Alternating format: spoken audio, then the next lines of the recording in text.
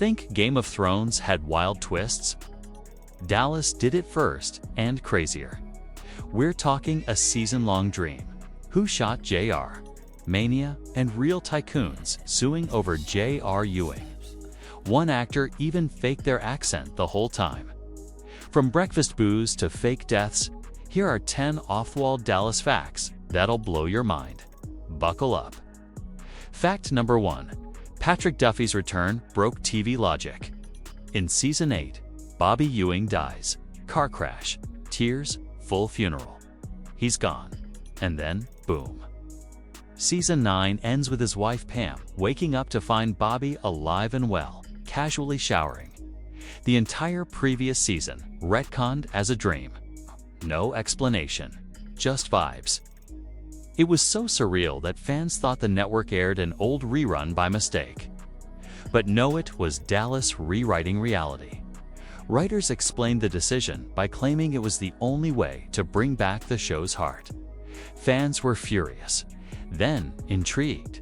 Ratings jumped, water cooler chatter exploded, and the stunt became infamous. The dream season is still referenced whenever a show makes a drastic plot twist. It wasn't just bold, it was television history written in steam. Hey, what's the matter? Fact number 2. Who Shot J.R.? Almost didn't happen. The cliffhanger that shook the planet, Who Shot J.R., was actually a production workaround. Larry Hagman was in a contract dispute, and producers weren't sure if he'd return, so they shot him literally. The episode aired, and viewers lost their minds. T-shirts, betting pools, international news headlines. It became the most-watched TV episode at the time, pulling in over 90 million American viewers. And yes, Hagman got a massive raise. Negotiations were intense, but the payoff was sweeter than oil money. Even Queen Elizabeth was said to have asked about JR's fate. Getting shot turned out to be the best career move in TV history. Fact number 3. Larry Hagman demanded champagne, 7 a.m. Speaking of Hagman, he was JR on screen and off. Known for his wild behavior, he insisted on drinking champagne on set every morning, not just a glass, bottles. His trailer was stocked like a Vegas penthouse, with Dom Perignon chilling before sunrise. He even brought in a personal chef and once halted filming because his caviar wasn't fluffy enough. But here's the kicker, he never missed a beat.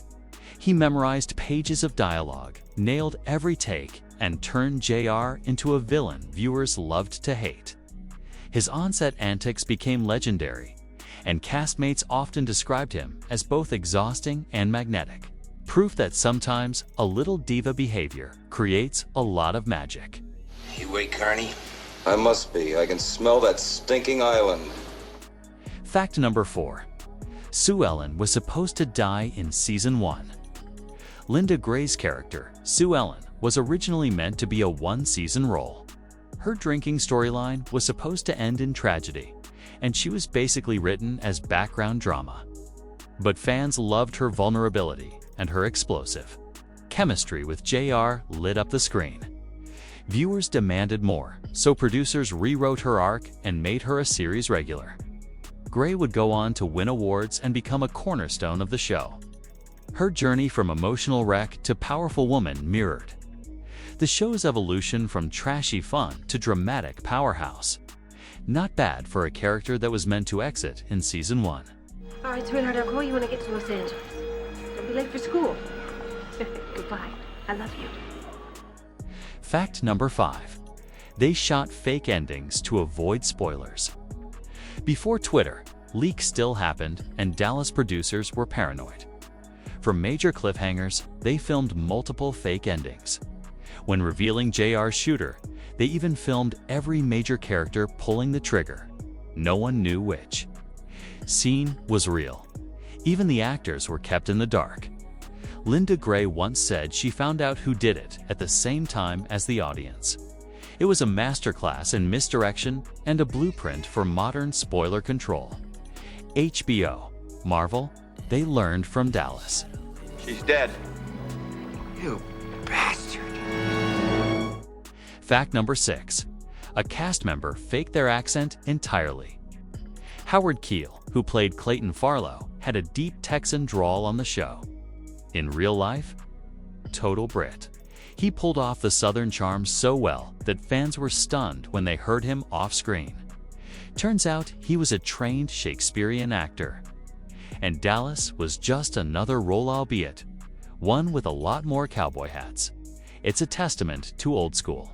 Acting chops, no vocal coach, no CGI voice edits.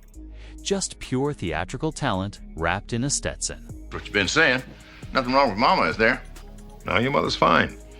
It's just that we had some business that she asked me to talk to you about. Fact number 7. The show was blamed for real-life political chaos.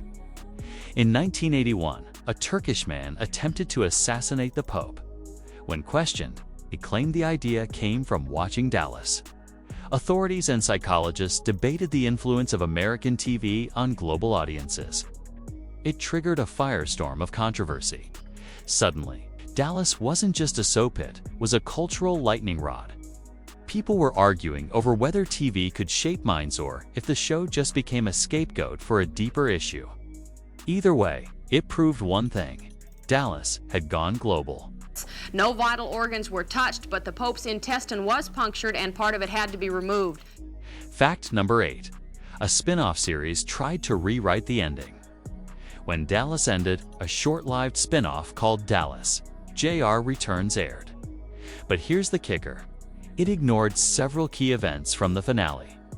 J.R.'s supposed suicide, brushed aside, major character developments, retconned or vaguely explained. The movie essentially said, never mind that last episode. Fans were left scratching their heads, unsure if this was a reboot, a dream, or another timeline. It's like the show trained viewers to expect reality to bend whenever convenient. Continuity, optional. Fact number 9. J.R. was based on a real Texas tycoon. A wealthy oil baron named H.L. Hunt believed J.R. Ewing was based on him, and he wasn't flattered. He threatened legal action and demanded changes. The producers denied the connection. But let's be real. Oil wealth, power plays, and a larger-than-life ego. The similarities were uncanny. It added a new layer of intrigue. Was Dallas secretly a parody of real-life Texas royalty? If so, the tycoon definitely didn't find it funny. Sorry to keep you waiting. Enjoying this, are you? Immensely. How do you like my new offices? I understand you have some vice presidents presently occupying my old offices. Fact number 10. The Dream Season. Inspired by Shakespeare. The idea of using a dream to undo an entire storyline isn't new. The writers of Dallas reportedly borrowed the idea from Shakespeare's A Midsummer Night's Dream, where characters wake up with no memory of their chaos. The twist? Shakespeare did it in a comedy. Dallas used it in primetime drama and made TV history. Fans were divided, critics were stunned. But the show proved one thing: no one rewrites reality better than J.R. and friends.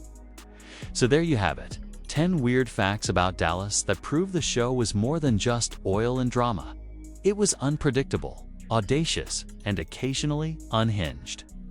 Whether it was faking endings, resurrecting dead characters, or inspiring international incidents, Dallas always went big. The legacy. TV cliffhangers owe it everything.